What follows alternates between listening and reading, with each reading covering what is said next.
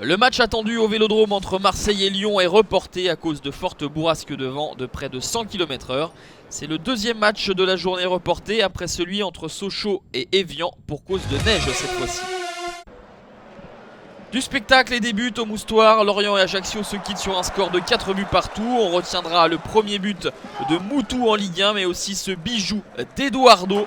On retiendra aussi que Lorient, mené 4 buts à 1 à la pause, a su revenir à la marque grâce à l'impulsion d'Aliadière, auteur d'un doublé. Et Gilles Sounou à la 94e minute. Christian Gourcuff oscille lui entre frustration et satisfaction. Cette agressivité dont on parle depuis longtemps, l'année dernière aussi, ça commence à me fatiguer, c'est tout. Et on est toujours dans la réaction, donc quelque part c'est usant évidemment.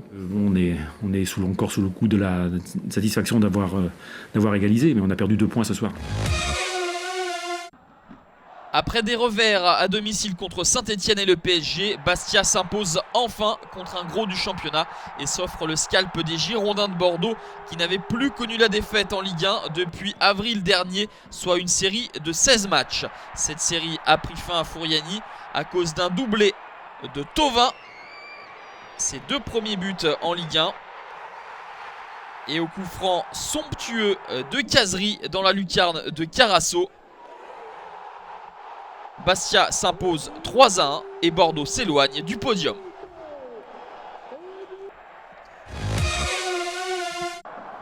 Hola et joie dans les tribunes du Stadium de Toulouse, sourire et sentiment du devoir accompli sur le terrain. Le TFC s'impose 3-1 face à Brest et monte sur le podium. Coach Casanova ne cède pas à l'euphorie. Il faut retenir le bon début de saison, mais il ne faut pas voir plus loin que ça. Voilà, je pense que on fait une première mi-temps et on se dit on a franchi un palier, on en fait une deuxième où on se dit il reste encore du travail à faire. Une bonne première mi-temps en effet, matérialisée par ce but de Wissam Ben Yedder, le 7e but de l'international espoir. Et l'international A, Étienne Capou, marque le but du 2-0. Une première mi-temps accomplie, une deuxième un peu plus poussive, du relâchement coupable sanctionné par ce but du 2-1 de Le Souamier. Mais Toulouse va finalement asseoir sa victoire grâce à ce subtil ballon piqué d'Adrien Régatin dans les arrêts de jeu. Victoire du TFC 3-1 qui monte sur le podium à 3 points du PSG. Montpellier s'impose enfin à domicile face à Nice 3-1. Un succès dessiné par Camara puis Outaka. Bien aidé par une défense niçoise apathique. Et une défense niçoise qui va même offrir un dernier cadeau avec ce but contre son camp de Renato Sivelli. Victoire 3-1 des champions de France qui lancent peut-être leur saison. Merci Ibra, merci surtout Ibra. Parce qu'Ibra est un joueur fantastique. Je pense que tous les matchs, il va améliorer le caractère, la personnalité et l'aider beaucoup l'équipe à gagner. Oui, merci Ibra, car ce PSG à Marcel Picot a été en difficulté dès la 2e minute de jeu et cette frappe de Moukandjo qui vient s'écraser sur le poteau de Sirigu. Et en deuxième période, Ibra est sorti de sa boîte. À la 70e minute, une première alerte, la frappe passe au-dessus du but d'Eddie Assembe et 5 minutes plus tard, tout seul comme un grand, comme dans la cour de récré, Ibra s'amuse, le compte favorable et la frappe du gauche. Imparable pour Eddie Assembe, 10e but pour Zlatan, courte victoire mais ô combien précieuse pour assurer la première place du PSG. Premier match, non pas à guichet fermé mais à toit fermé au grand stade de Lille dans ce derby du Nord entre le LOSC et Valenciennes. Et dans ce derby, ce sont les Dogs qui rentrent très bien dans la partie. 2 minutes de jeu, le centre de Payet et le pressing de Roux contre un Gaëtan Bong à marquer contre son camp.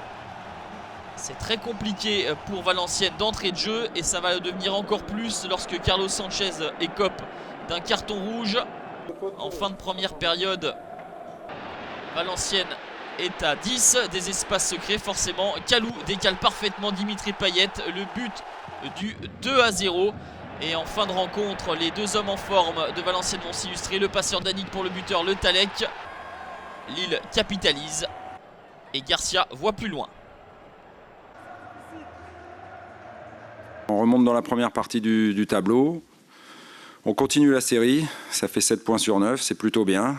Maintenant, il y a un match qui vient très vite, c'est Toulouse. Et comme on veut se qualifier en Coupe de la Ligue, vous doutez bien qu'on va bien évidemment tout faire pour récupérer vite. Et puis espérons qu'il y ait des joueurs qui sortent de l'infirmerie. Voilà, parce qu'en ce moment, le doc et les kinés ont du boulot. Derby champenois entre Reims et Troyes. Et premier but d'Aïssa Mendy pour Reims. Premier but également pour Fabien Camus pour Troyes. Un but partout, score final. Point précieux pour les Troyens après leur victoire contre l'OM. Le doyen troyen Nivet loue les qualités du groupe et croit au maintien. Il y a un groupe vraiment soudé, c'est pas des paroles en l'air. On a pris que 2 points en 8 matchs et pourtant on est tous solidaires.